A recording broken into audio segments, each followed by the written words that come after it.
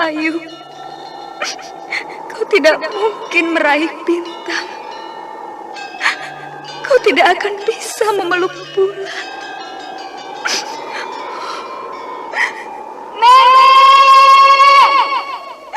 Nenek Raga Runting!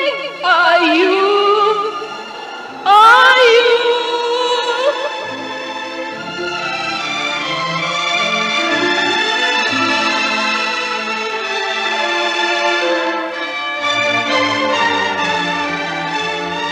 Sanggar Cerita dan Sanggar Prativi mempersembahkan Mahkota Mayangkara.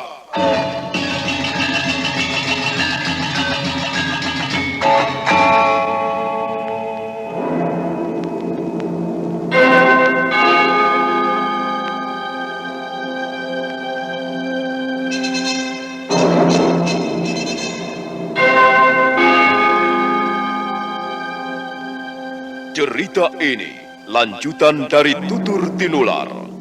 Kisah berlangsung pada zaman pemerintahan Prabu Jayanegara atau Kala Gemet, Raja Majapahit yang kedua.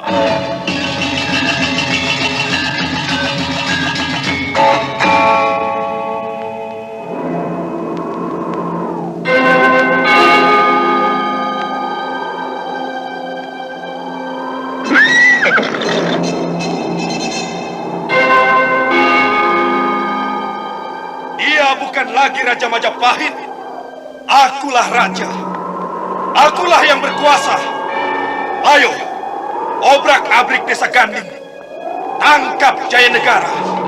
Tangkap Jayanegara.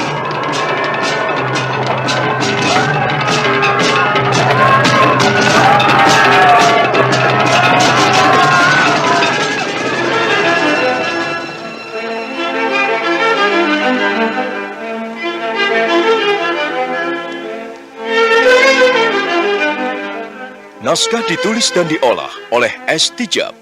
Hiasan musik dan sutradara C. Ispriyonoka. Kali ini mengetengahkan episode ke-17 dengan judul 7 Orang Pengalasan Wineh Suka.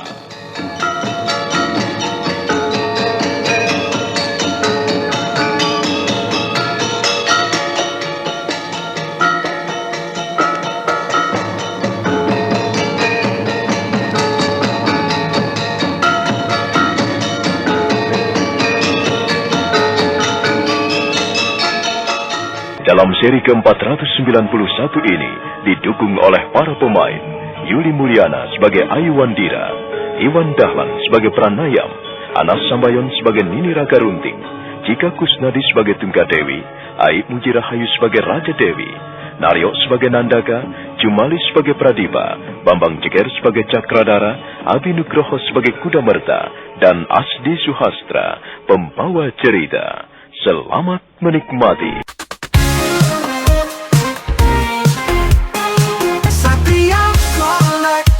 Bawa hiburan dengan gaya yang tak pernah padam. Jangan ragu, klik subscribe. Jadikan harimu lebih hidup.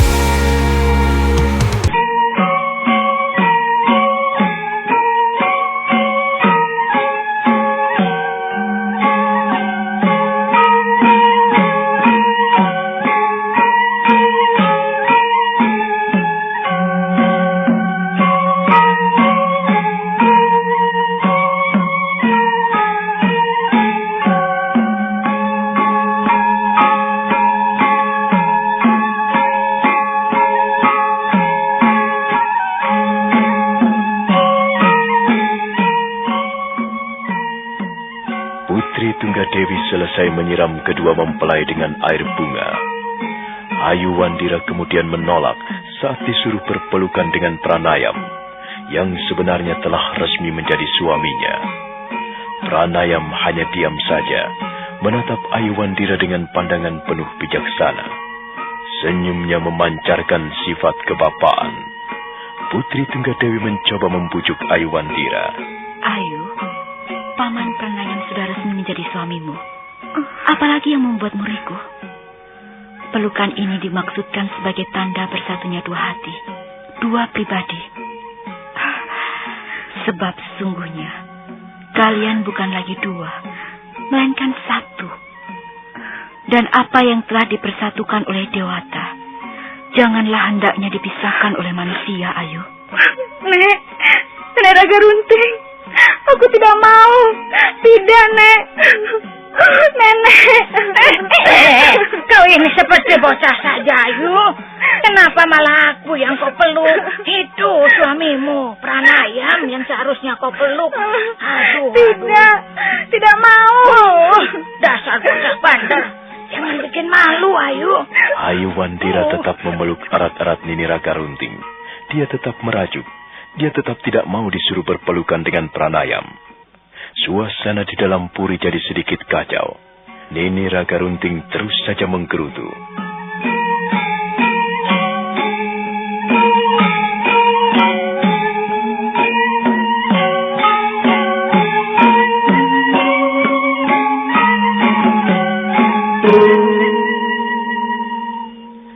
Putri Tunggadewi, Raja Dewi, juga Cakradara dan Kudamerta terdiam sesaat. Mereka hanya dapat saling pandang. Tapi akhirnya mereka berusaha membujuk Aywandira dengan sabar.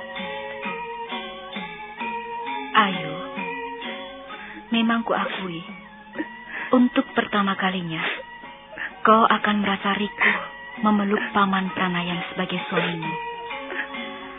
Tetapi selanjutnya nanti, kau tidak akan lagi merasakan kerikuhan itu, Ayu. Tidak. Aku tetap tidak mau. Ayu. Nenek Raga Runting. Aduh, ini bagaimana ini? Aduh, sudah. Lepaskan pelukanmu ini. Lepaskan. Ayu, sudahlah. Kau harus menyadari bahwa dirimu sekarang sudah menjadi seorang gadis yang resmi dipersunting seorang lelaki. Ayu, kau sekarang bukan lagi Aywandira yang dulu, tapi Aywandira istri Paman Pranayam. Tidak. Ayu, jangan bikin Pranayam jadi tersinggung. Jangan tersinggung ya, Pranayam. Maklumlah, Ayu ini kuasuh sejak masih bocah. Tidak, nih. Saya tidak tersinggung. Saya bisa memahami kok. Tidak apa. Lihatlah, Ayu. Paman Pranayam bahkan tidak merasa tersinggung atau marah. Paman Pranayam malah bisa memahami begitu dalamnya. Aku rasa kalau pelukan itu bukan lantaran suatu keharusan sebagai penutup upacara perkawinan ini, pasti Paman Pranayam pun tidak akan keberatan. Ayu, upacara ini tidak akan bisa ditutup atau disudahi kalau kau tetap saja dengan pendirianmu. Cobalah mengerti, Ayu. Kami semua di sini sangat sayang padamu, mencintaimu. Apakah kau tidak mau membalas kasih sayang kami ini dengan satu permintaan, yakni peluklah Paman Pranayam sebagai suamimu. Kau memang bocah bandel. Kau tidak sayang padaku. Kau tidak sayang pada Putri Tunggadewi, Putri Raja Dewi, juga pada Tuan Cakradara maupun Tuan Kudamerta. Kau cuma sayang pada dirimu sendiri. Nenek, kenapa nenek berkata seperti itu? Ayu sayang pada nenek, sayang pada semuanya. Ayu. Nah, kalau kau sayang pada kami semua, Ayu, ikutilah kemauan kami. Permintaan kami semua hanyalah peluklah suamimu, Paman Pranayam, sebagai penutup dari peresmian upacara perkawinan ini. Kau tidak keberatan, bukan? Seperti ada sesuatu beban yang berat yang membuat Aywandira tidak bisa melakukan apa-apa. Dia menyusut air matanya, lalu dipandanginya Nini Raga Runting dalam-dalam. Pandangannya kemudian beralih pada Putri Tunggadewi, kemudian pada Raja Dewi, Cakradara, dan Kudamerta. Selanjutnya matanya yang bening berkaca-kaca mulai menatap Pranayam yang sejak tadi hanya terdiam. Suasana menjadi hening. Semua mata memandang ke arah Aywandira. Apalagi yang kau tunggu, Ayu? kami semua akan merasa senang sekali kalau kau bersedia menuruti permintaan kami.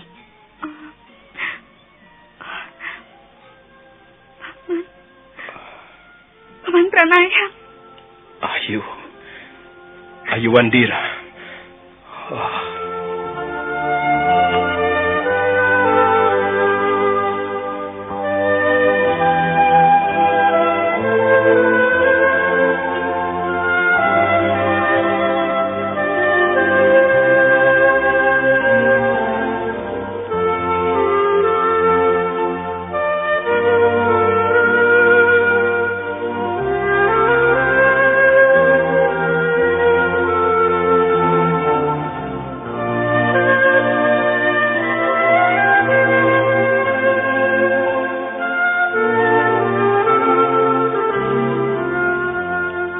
Ayu Wandira akhirnya memeluk Pranayam sepenuh hati. Pranayam menerima pelukan itu dengan segenap jiwa raga dan kasih sayangnya. Tak urung air matanya menetes tanpa terasa. Putri Tunggadewi dan Raja Dewi tak dapat menahan rasa haru dan bahagianya. Demikian pula dengan Cakradara serta Kuda Merta. Nini Raga Runting terkekeh bahagia, ikut merasakan kebahagiaan mereka. Bahkan dia merasa bahwa Pranayam itu adalah kaki tanpa roang, sementara Ayu Wandira adalah dirinya sendiri. Air mata menetes menelusuri pipinya yang keriput. Dan saat itu pula, Ayu Wandira dan Pranayam resmi sebagai suami istri, baik secara hukum adat maupun kepercayaan, meski tak disaksikan pendeta Siwa Buddha.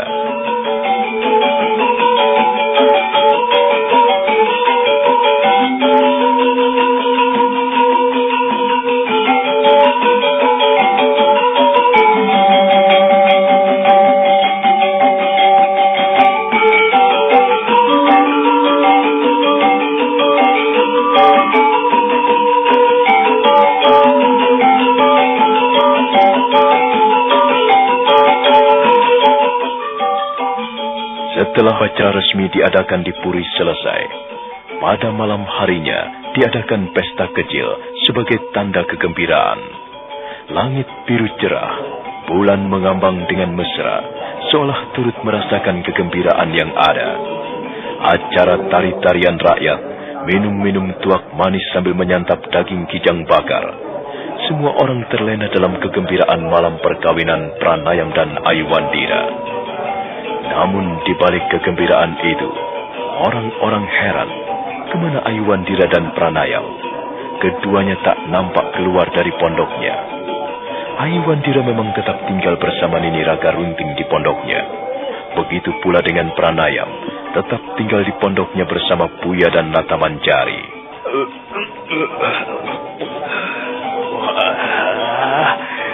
Malam ini kita nikmati sampai pagi.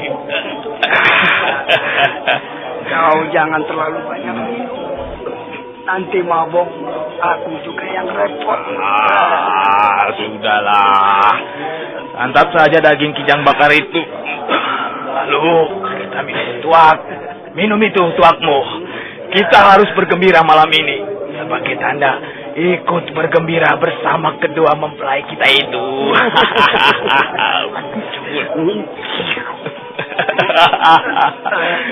Tapi Kakang, aku tidak melihat kedua mempelai kita. Itu kan urusan mereka. Sudahlah, minum tuakmu. Kang, Apalagi ya? kenapa mereka masih bertahan di pondok masing-masing? Bukankah sebagai suami istri seharusnya sudah boleh tinggal di dalam satu pondok? Harusnya memang begitu. Tapi barangkali mempelai wanita masih malu-malu. Belum bisa tidur bersama dengan laki-laki. Wah, kalau aku yang jadi tuan Pranayam, tentu aku tidak betah. Wong sudah jadi istri siapa tidak mau tidur berdua. Pantas saja tidak ada yang mau sama kamu. Pikiranmu itu tidur terus. Ngomong-ngomong, Tuan Pranayam termasuk orang beruntung. Iya. Dapat gadis cantik, pintar, dan mahir dalam ulah kanuragan. Kulitnya kuning langsat, rambutnya hitam, panjang tergerai. Matanya jernih, seperti bintang timur pagi hari.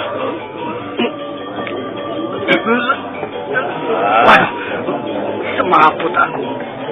Kalau bisa mendapatkan gadis seperti itu, tidak makan 7 hari 7 malam pun aku mampu. Sudah. Menghayal terus kerjamu. Aku yang minum, malah kamu yang mabuk.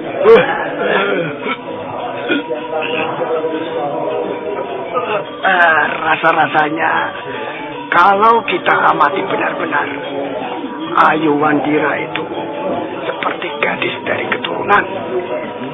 Hidungnya sedikit mancung, kulitnya kuning, dan matanya agak sipit. Waduh. Kalau ada laki-laki tidak tergetar hatinya setiap beradu pandang dengannya, sudah pasti laki-laki itu tidak normal. Nah, apakah sekarang kamu anggap dirimu normal? Menghayal terus seperti itu, apa itu namanya normal? Gemblung kamu. Sudah.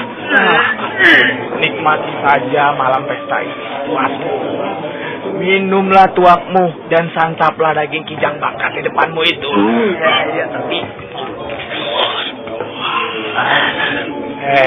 Kita ini wong cilik. Kaulah alit.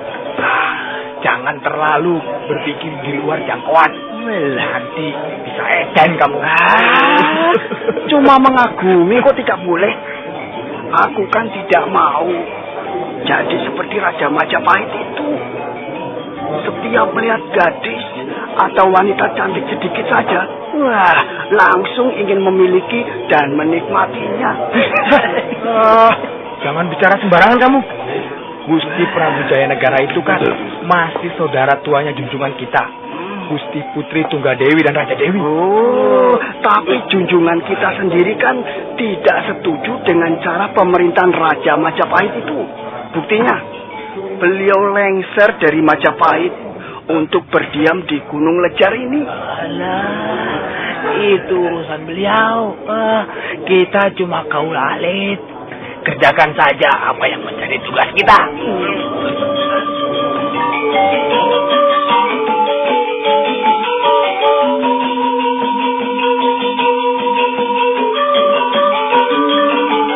Pesta kecil memeriahkan hari perkawinan Pranayam dengan Ayu Wandira berlangsung terus. Orang-orang larut dalam suasana yang sederhana namun meriah itu. Tuak legen tak henti-hentinya dikeluarkan. Daging kijang bakar seperti tak ada habisnya disantap. Meski waktu telah lewat jauh malam, namun pesta itu tegah. Semua orang tepatnya. Mereka bagai tak mau melewatkan kesempatan itu begitu saja. Semuanya bersenang-senang. Semua ingin menikmati malam itu hingga pagi. Di salah satu pendopo, nampak juga Nandaka dan Pradipa tengah menikmati pesta itu dengan gembira. Ayo, Wasya. Sudah. Aku sudah terlalu banyak minum, Pradipa. Nandaka. Kalau begitu, setelah ini kita harus kembali ke pintu terowongan. Kita tidak boleh lengah karena pesta ini. Meski pintu rahasia terowongan itu tidak diketahui siapapun, tapi kita harus tetap waspada. Iya. Kita memang harus segera kembali pada tugas kita menjaga pintu rahasia terowongan itu. Ya. Ambil saja beberapa kerat daging kijang bakar dan beberapa cangkir tuak legen. Lalu kita bawa untuk berjaga-jaga di sana. Iya, itu usul yang bagus sekali. Aku setuju. Oh iya, aku tidak melihat Ayu Wandira dan Tuan Pranayam. Iya, sedari tadi mataku juga menyapu seluruh halaman. Tapi kedua mempelai yang berbahagia itu tidak aku lihat. Apa barangkali mereka sedang... Sedang apa, Pradipa? Jangan pura-pura tolol, Nandaka. Ini kan malam pengantin. Tentunya mereka... Kamu ini sudah berpikir yang bukan-bukan. Mereka kan masih tidur masing-masing. Ayu Wandira masih tidur bersama Nini Raga Runting. Sedangkan Tuan Pranayam masih di pondoknya sendiri bersama Puya dan Lata Manjari. Nandaka. Iya. Kalau dipikir-pikir, aneh juga kedua mempelai kita itu. Sejak mereka bertemu sampai pada perkawinan, keduanya sama-sama aneh. Dulunya Ayu Wandira menolak mentah-mentah. Lalu karena kesabaran Tuan Pranayam, Ayu mulai luluh perlahan-lahan. Dan sekarang, sudah jelas mereka resmi sebagai suami istri. Tetapi masih saja tinggal sendiri-sendiri. Iya, barangkali ya, itulah yang disebut cinta. Cinta? Iya. Apakah cinta itu harus selalu begitu? Iya, cinta itu memerlukan pengorbanan. Dan Tuan Pranayam sudah terlalu banyak berkorban. Coba, bisa kau bayangkan bagaimana rasanya jadi Tuan Pranayam yang selalu dicaci maki oleh Ayu Wandira. Ya, dikatakan sebagai laki-laki tua yang tidak tahu diri. Laki-laki yang senang daun muda. Laki-laki yang sepantasnya jadi ayahnya. Tapi, ya, namanya cinta. Pada akhirnya Ayu Wandira luluh juga ketika Tuan Pranayam terpaksa kehilangan tangannya karena suatu pertarungan. Tapi anehnya Tuan Pranayam waktu itu tidak langsung menerima Ayu Wandira. Beliau malah pergi keluar dari Gunung Lejar ini. Kalau waktu itu Tuan Pranayam tidak pergi, tentu pesta perkawinan sudah diadakan dari dulu. Ya, kita memang tidak pernah tahu nasib manusia. Aku sendiri tidak tahu apa dan bagaimana hari esokku. Begitu juga kau. Tentu kau sendiri tidak tahu akan bagaimana dengan masa depanmu. Iya. Semuanya itu memang ada di tangan Yang Agung, Sang Hyang yang tahu dan merencanakan hidup manusia. Terkadang kita bingung karena apa yang kita kehendaki dan kita rencanakan tidak seperti yang kita inginkan. Kalau ini terjadi pada diri kita, maka sudah bisa dipastikan Sang Hyang Widiwasa tentu sudah mempunyai rencana dan kehendak lain dalam hidup kita. Iya, kurasa benar juga. Buktinya sekarang ini Tuan Pranayam kembali ke Gunung Lejar bersama Puya dan Lata Manjari. Kalau saja waktu itu Tuan Pranayam tidak keluar dari Gunung Lejar, tentu tidak akan bertemu Puya dan membawa bayi Lata Manjari. Tapi bersyukurlah, sekarang ini Tuan Pranayam telah bersanding dengan Ayu Wandira. Semoga kedua mempelai hidup berbahagia sampai di akhir hayatnya nanti. Berbahagia katamu? Apakah berbahagia namanya kalau keduanya masih tidur dan tinggal di pondoknya masing-masing? Itu bukan urusan kita, Pradipa. Urusan kita adalah menjaga pintu rahasia terowongan. Jangan sampai ada seseorang pun bisa menemukan pintu terowongan itu. Sebab di sanalah letak keselamatan kelompok kita. Ayo Pradipa, segera kita kembali ke sana. Kita tidak boleh lengah karena pesta perkawinan ini. Baik, sebentar, ku panggil teman-teman yang lain. Oh ya, apakah aku boleh membawa beberapa cangkir tuak legen dan beberapa kerat daging kijang bakar? Iya, boleh. Bawalah. Kita makan dan minum di pintu terowongan sambil berjaga-jaga. Pradipa segera beranjak dari tempatnya untuk mengumpulkan teman-temannya. Nandaka masih duduk sambil memperhatikan suasana sekeliling, memperhatikan orang-orang yang tengah larut dalam suasana pesta. Gamelan masih terdengar mengiringi tari-tarian rakyat.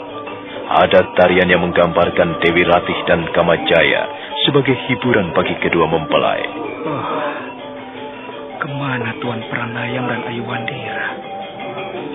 Apakah telah terjadi sesuatu pada diri mereka? Aneh. Orang-orang berpesta untuk memeriahkan hari perkawinannya, tetapi kedua mempelai malah tidak menampakkan diri. Sandiwara Radio ini masih Anda dengarkan di channel YouTube Satria Collection. Jangan lupa tekan tombol like dan subscribe.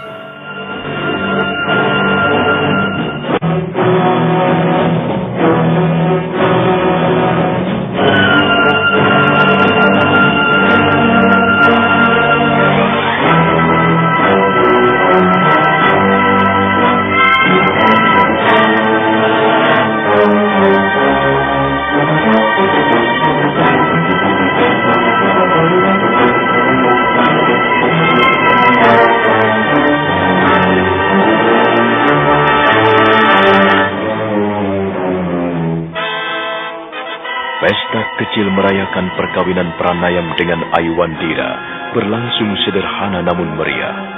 Sepertinya orang-orang tak mau melewatkan malam berjalan begitu saja tanpa sesuatu yang berkesan. Tari-tarian rakyat dipagelarkan, minuman tuak legen dibagikan, daging kijang bakar tak habis-habisnya dihidangkan. Dalam kemeriahan pesta kecil yang semarak itu, diam-diam orang-orang bertanya, di mana sebenarnya kedua mempelai? Apakah telah terjadi sesuatu yang tidak diinginkan? Atau mungkinkah kedua mempelai tengah bersih tegang satu sama lain? Nandaka. Iya. Kupikir-pikir kedua mempelai kita itu memang aneh. Sudah resmi sebagai suami istri. Kenapa dua-duanya masih saja tidur dan tinggal di pondok masing-masing? Itu bukan urusan kita, Pradipa. Tugas kita hanyalah menjaga dan mengawal pintu rahasia terowongan di kaki Gunung Lejar ini. Karena keselamatan kelompok kita terletak di sana. Hai Pradipa, kita harus segera kembali pada tugas kita menjaga pintu terowongan itu. Jangan sampai kita lengah hanya karena pesta ini. Baik, sebentar, ku panggil teman-teman yang lain. Oh ya, apa aku boleh membawa beberapa kerat daging kijang bakar dan beberapa cangkir tuak legen untuk kita berjaga-jaga di pintu terowongan ya? Iya, boleh, bawalah. Aku sendiri belum puas makan dan minum-minum di sini. Pradipa segera pergi mencari dan mengumpulkan teman-temannya untuk diajak kembali bertugas menjaga pintu terowongan rahasia di kaki Gunung Lejar. Nandaka masih duduk-duduk memperhatikan suasana pesta. Gamelan terdengar sayup-sayup mengiringi sebuah tarian rakyat yang menggambarkan Dewi Ratih dan Kamajaya. Tarian yang sengaja digelarkan untuk menghormati kedua mempelai.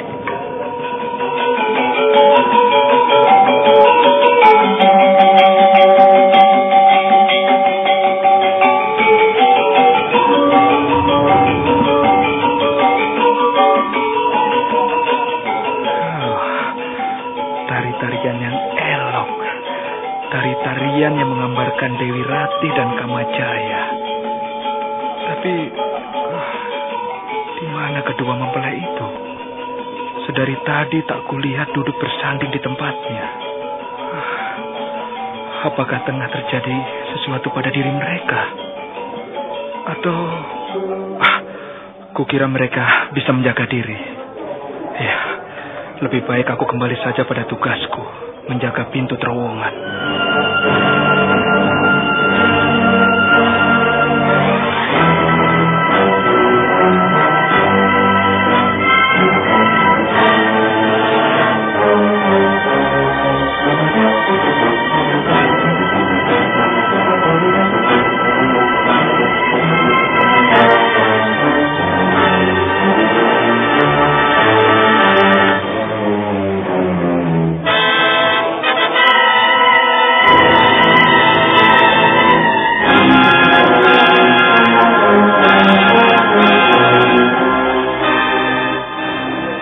Memang benar, sementara orang-orang berpesta merayakan pernikahan mereka, kedua mempelai justru tak tampak di antara mereka yang tengah berpesta. Sementara malam terus berjalan tersaruk-saruk bagai seorang tua yang sedang menggapai-gapai, bulan mengambang menyeberangi mega-mega, langit biru cerah ditebari bintang-bintang, kedipnya seolah turut memeriahkan suasana pesta. Tapi kemanakah Pranayam dan Aiwandira?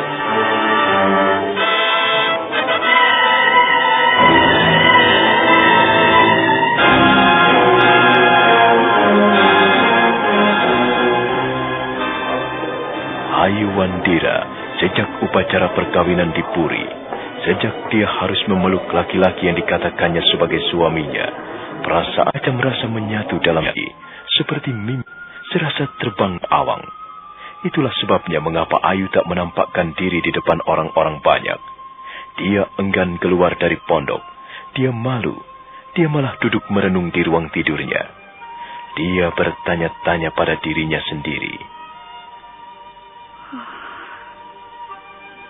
Paman Pranayam, benarkah dia suamiku? Benarkah aku sudah menjadi seorang istri laki-laki yang bernama Pranayam? Seperti mimpi rasanya peristiwa upacara perkawinan siang tadi.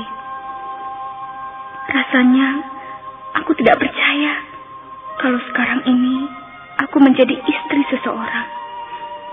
Dan seseorang itu ialah Paman Pranayam. Ayu Wandira duduk termenung sendiri di ruang tidurnya, di tepi pembaringan. Suasana pesta di luar tak mempengaruhi dirinya. Sementara malam semakin larut, Ayu merasa malu untuk keluar pondok. Dia serba salah, serba tidak mengerti. Untuk apa semuanya ini dia jalani? Oh, Paman Pranayam. Mengapa kau harus menjadi suamiku? Kalau aku menjadi istrimu, nanti harus tinggal bersama dalam satu pondok. Harus tidur berdua dalam satu pembaringan.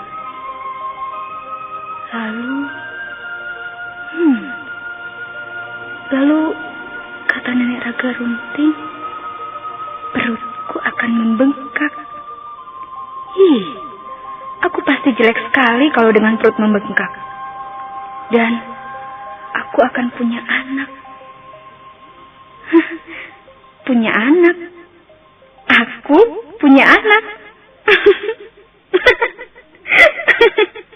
Lucu. Aku punya anak. Lucu. Seperti apa aku nanti kalau punya anak? Tidak. Aku boleh saja jadi istri Paman Pranayam. Tapi aku akan tinggal di pondok ini, tidur bersama Nenek Raga Runting. Ayo, kau belum tidur. Ada apa lagi? Tidak ada apa-apa kok, Nek. Kalau tidak ada apa-apa, kenapa kau belum tidur? Ayu belum bisa tidur. Nah, itu tandanya ada apa-apa. Ayo, jangan bohong sama aku. Nenek kenapa tidak percaya sama Ayu? Karena kau selalu bertindak aneh. Keras kepalamu masih saja belum kau buang. Sekarang aku tanya, kenapa kau tidak mau keluar? Orang-orang pada berpesta merayakan perkawinanmu, tapi kau malah mengurung saja di sini. Dasar bocah bandel. Ayu malu, Nek. Malu sama siapa? Dan mengapa harus malu? Ayu, kau sekarang ini sudah jadi istri Tuan Pranayam.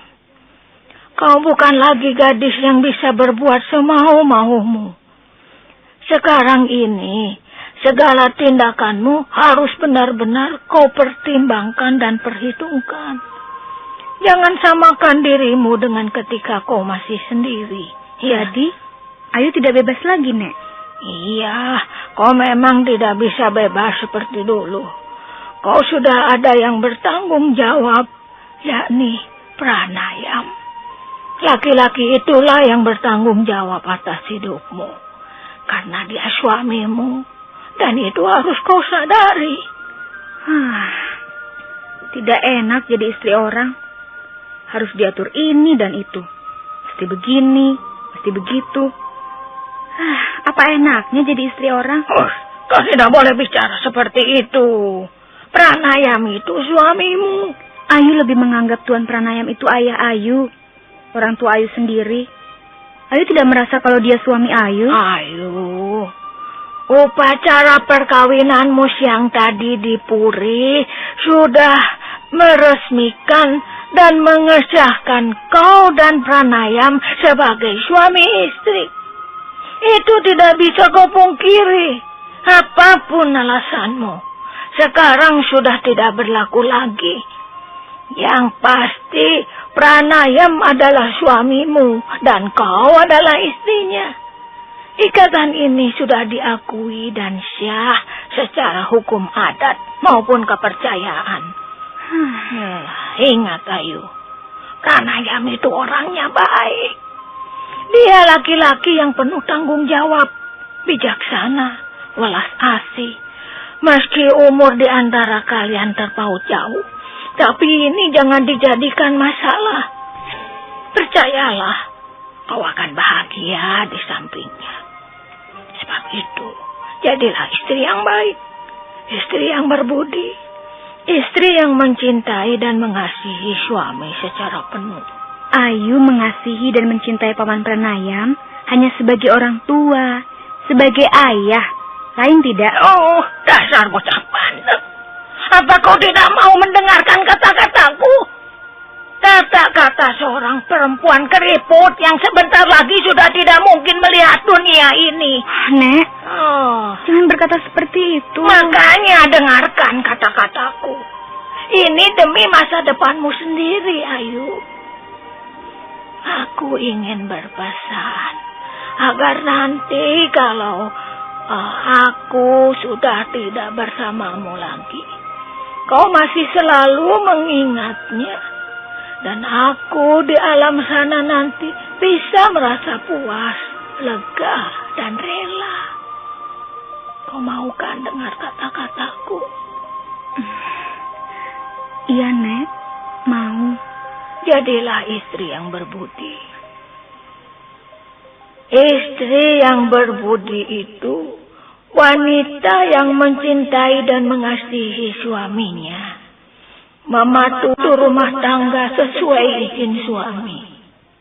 Ia akan selalu merawat, memelihara rumah tangganya secara apik, di samping memelihara keapikannya sendiri. Ia menjauhkan diri dari pergaulan orang-orang yang bertabiat buruk. Ia akan senantiasa merawat dan melayani suaminya, memasak apa saja yang disukai suaminya, dan menghindari makanan yang tidak sesuai dengan kesehatan suaminya. Ingatlah itu, Ayu. Ingatlah. Seorang istri yang berbudi tidak akan bepergian tanpa seizin dan sepengetahuan suami. Dan jika pergi bersama-sama suami dan berada di tempat umum, maka ia akan duduk tepat di belakang suami. Bila sang suami istirahat atau tidur, ia tak akan mengganggu atau membangunkannya. Kalau sang suami berbuat suatu kesalahan, ia tidak langsung memarahi atau menegur, tetapi menyapanya dengan kata-kata yang lembut, manis, dan sopan. Karena seorang istri yang berbudi luhur ialah seorang wanita yang berhalus, tidak suka mengucapkan kata-kata kotor dan kasar, serta tidak suka mengomel.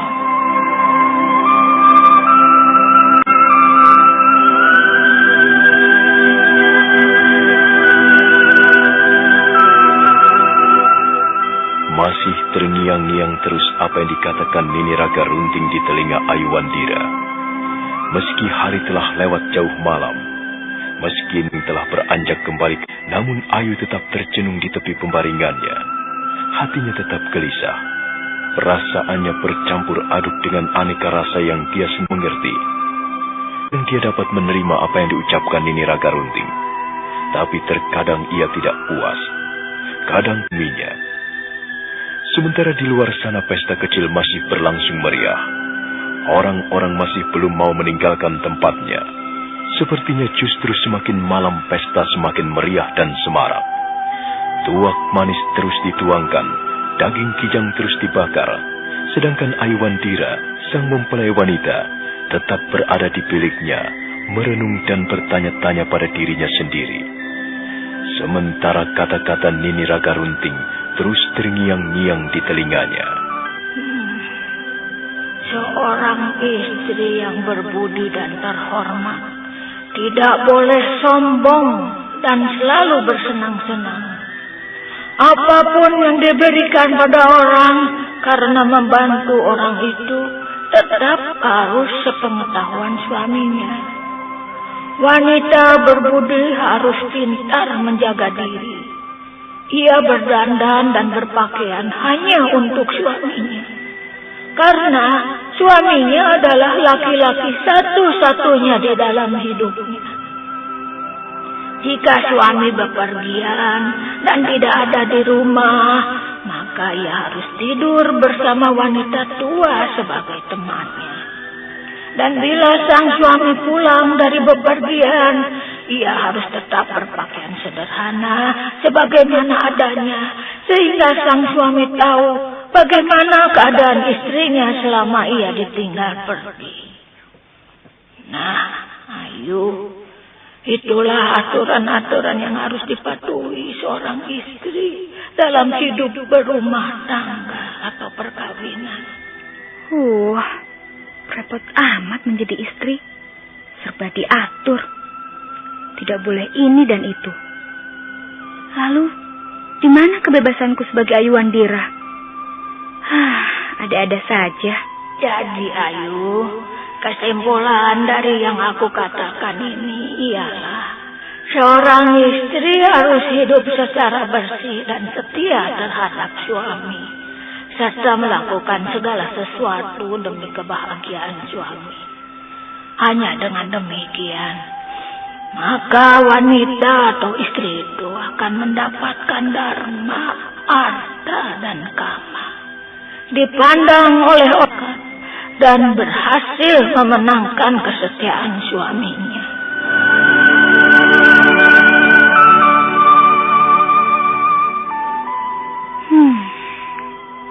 Setia, sabar, dan jujur. Aku harus berbuat itu terhadap Paman Pranayam suamiku. Tapi, mengapa harus jadi suami? Aku lebih dekat dan telah menganggap Paman Pranayam itu sebagai orang tua sendiri, bukan sebagai suami.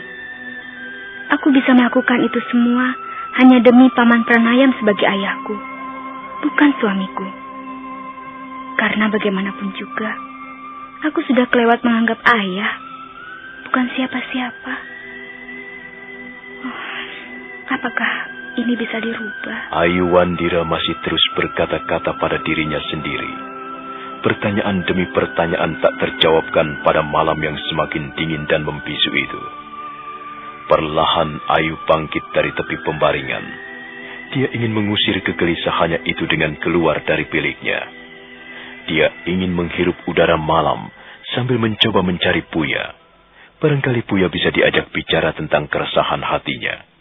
Mungkin Puya bisa sedikit menghibur dirinya. Dikesampingkannya rasa malu terhadap orang-orang, dan ia pun berjalan meninggalkan biliknya. Mudah-mudahan Nenek Raga Runting sudah pulas tidurnya dan tidak terbangun lalu mengikuti langkahku keluar. Entah mengapa, sekarang ini aku sedang tidak senang digurui bermacam petua. Nek, tidurlah. Jangan ganggu aku, Ayu Wandira si bocah bandel.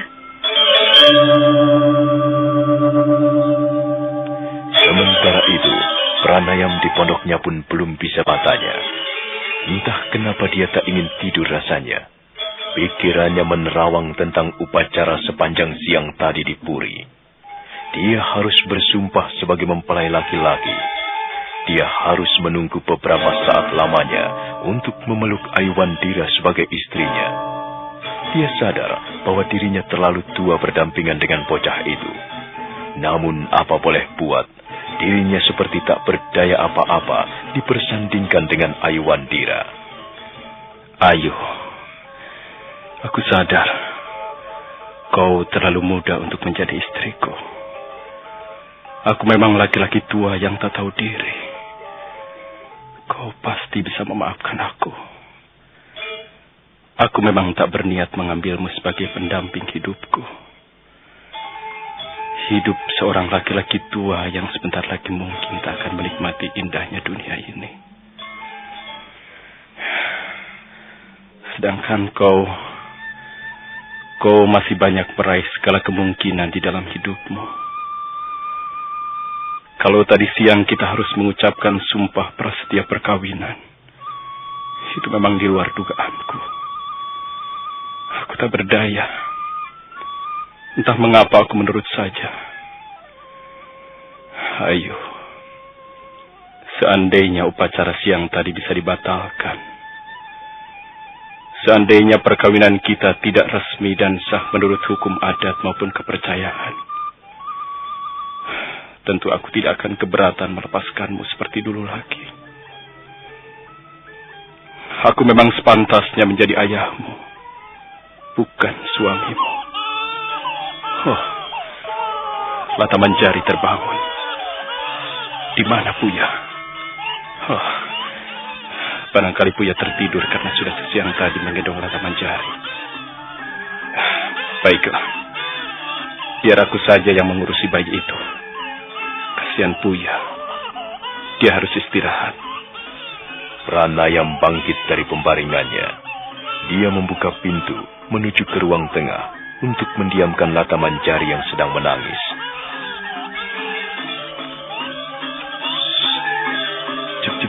Cup sayang, cup.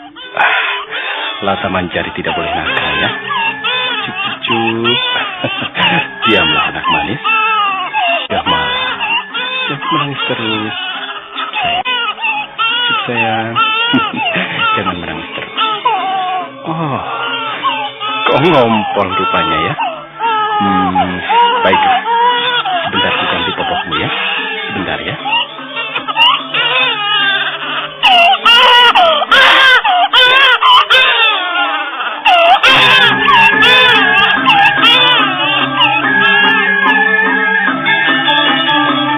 Latamanjari terbangun dan menangis melengking, seolah sengaja menggugah pranayam dari lamunannya tentang Aiwandira. Bocah bayi itu seperti tahu bahwa semua yang dialami pranayam hendaknya tak perlu terlalu disesali lagi. Nah, bagaimanakah hubungan Aiwandira dan pranayam selanjutnya?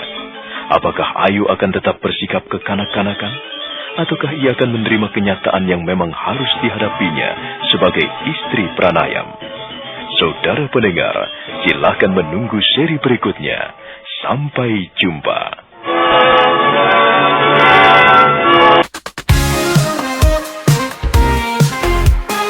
Satria Collection bawa hiburan dengan gaya yang tak pernah ada.